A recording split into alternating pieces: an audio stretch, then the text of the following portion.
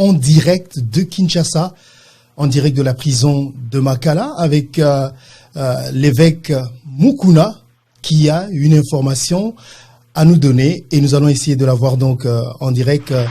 Évêque Mukuna, bonsoir. Bonsoir, papa.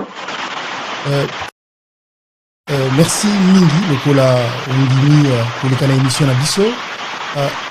Tonuto Solanayo, est-ce que vous pouvez comment ça se passe la prison et Sika Ozani? Non, la monnaie, quelque chose un peu d'étrange, on a sali déjà 7 jours, mais contrairement à Nicolaion, sur le lot, vers 2 heures, mais yoki batwazo bête porte ma casse pensa na fongola. Alors on a tel 2 heures, banane, bazo nous décliner identité. Kaka na fongola porte. Na mimi na kufungola porte ne bino boza banane. Oh fongola porte.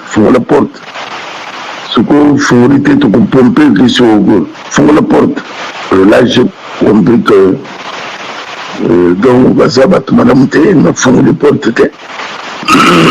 Mais bah forcer porte au moins pendant 30 minutes. Il y en a fongola. Donc j'ai compris que ça n'a tout ce qu'on a qu'à la prison pour me faire du mal. Alors namoni kaka bazobimisa batu na pavillon nga nazali naza na pavillon 11 namoni bazobimisa batu mosusu natuni nga nazotikala awa balomino ozotikala mitokosala toya kozolo tokende kote tozokende baye kozonga te. Alors on a beaucoup de vivre, on a vivre ce qu'on.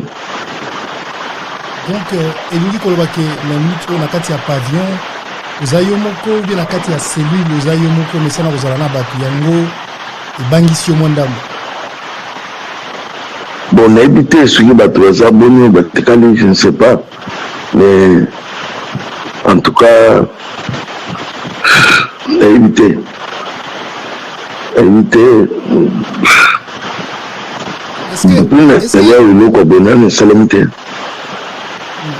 Est-ce que ça est là comme les autres au Banga par rapport à la situation de nos vivre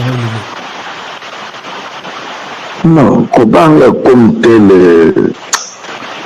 en tout cas dans mon thème mais seulement il m'a dénoncé que ce qu'il y a des gens qui viennent dans ma vie puisque ceux qui n'ont pas fait le cas, c'est pas le niveau de ça. Donc c'est qu'il y a les infiltrés dans la prison.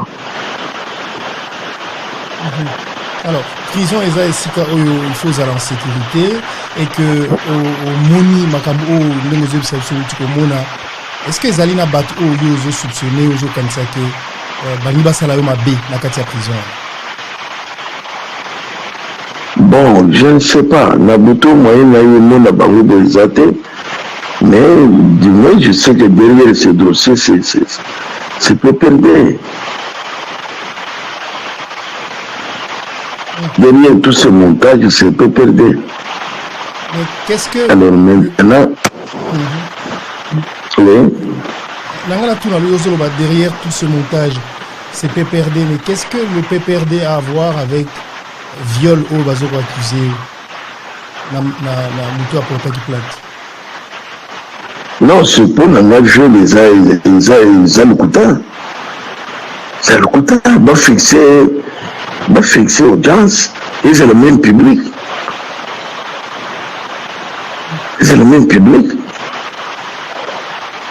Donc, c'est un montage.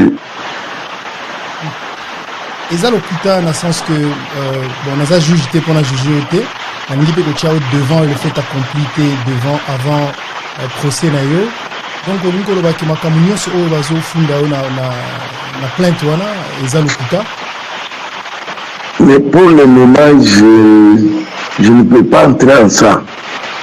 Pour le moment, Nazeli Kolobana ne vivra. Je préfère même que Nazala Karda Mingi va fixer, c'est le juge. juge nga yebi ko apprécier vu les salamités. Alors toujours c'est là. Ce n'est pas le fait que moi j'aime bien aller vite chez le juge a le parce que ce qui c'est le viol. Alors mais justifier devant les gens, non. D'accord, on comprend ça et c'est votre droit. Mais entre-temps, la situation est-ce que Mekiko Benga va conduire à prison, Mekiko alerter Bango, Mekiko Sala signe, est-ce que Bayebi que la minute oyo craindre pour la sécurité na?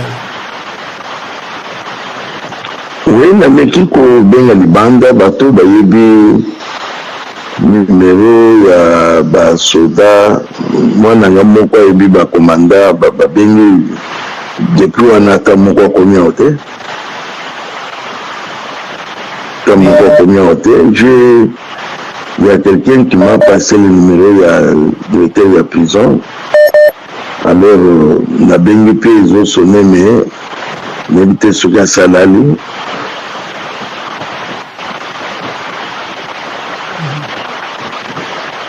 Alors, évêque, on espère vraiment que nous allons se sentir en insécurité, que vous allez bien, jusqu'à ce que Bayo Kayo, pour la procès Nayo.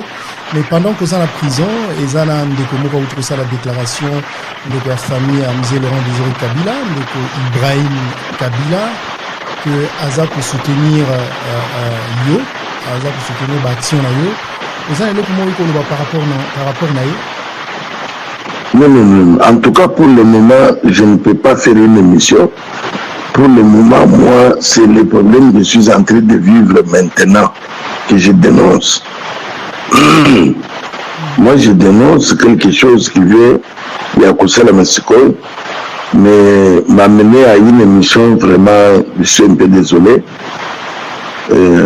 Si vous pouvez les limiter, nous avons dénoncé ce que vous allez bien que m'amener à une émission, mais tant on a les alliés, je ne pense pas que je peux le faire. D'accord, c'est votre droit le plus légitime. Je respecte ce droit. Mais je voudrais quand même, avant au Kende, au Lobanaba, peut-être aux gens comme Roloba, rapport à la Congolais, de ce Landao, peut-être, nous avons rapport à la sécurité,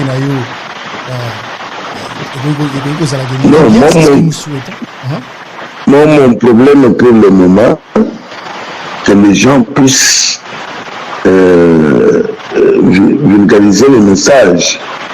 Il y a ce qui vient de m'arriver maintenant, c'est ce qui me préoccupe, c'est ce qui est important. C'est important.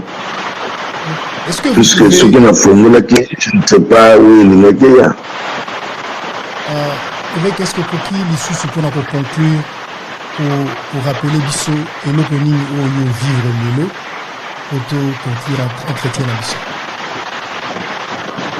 Dans le but qu'on a été pour vivre quelque chose d'étrange, on a une quitté.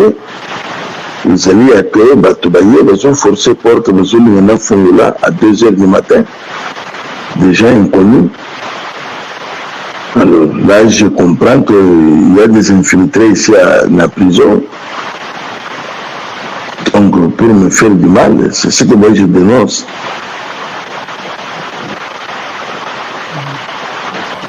Ok, mais on espère avec que tout va bien se passer et que vous serez en protection.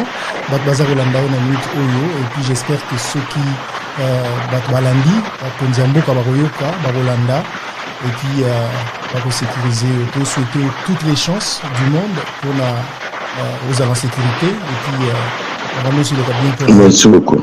Merci, courage. Voilà, donc c'était l'évêque Mukuna en direct de Kinshasa. C'est à chaud qu'on vient de la voir. Est-ce que ce que l'évêque Mukuna dit est vrai? Est-ce que c'est faux? Je ne peux rien vous dire. Je demande d'ailleurs par la même occasion à d'autres confrères qui en ce moment peuvent être en train de suivre à Kinshasa ou ailleurs, peut-être d'essayer d'entrer en contact avec les autorités de la prison pour vérifier cette information, pour être sûr que ce que l'évêque Mukuna vient de nous dire est crédible. nous n'avons fait que notre travail de quelqu'un qui voudrait s'exprimer, voyant sa sécurité être menacée. Mais le faire passer dans l'émission ne veut pas dire que ce que l'évêque Mukuna dit est vrai ou faux. Nous avons essayé d'entrer en contact avec les autorités de la prison de Makala. Malheureusement, on n'a pas pu. Et compte tenu de l'urgence de cette information et de l'exclusivité, nous avons donc voulu vous proposer ces images. Donc, comme vous voyez, c'est une affaire à suivre. Et demain, dans notre émission, nous y reviendrons. Et puis, nous allons essayer de faire en sorte d'apporter la lumière dans cette affaire. Nous lançons d'ailleurs un appel si des gens ou les autorités de la prison de Makala nous suivent, que l'émission reste ouverte et qu'ils peuvent venir donc réagir par rapport à cette situation. Et nous pensons également que Monsieur Mukuna, qui est un citoyen congolais qui est en prison, doit bénéficier de toute la sécurité dont il a besoin et il craint donc pour sa sécurité et pour sa vie. Voilà, donc nous avons fait ça. Nous allons continuer à vous informer sur ces sujets pour être sûr que la vérité soit connue de tous. Donc voilà un peu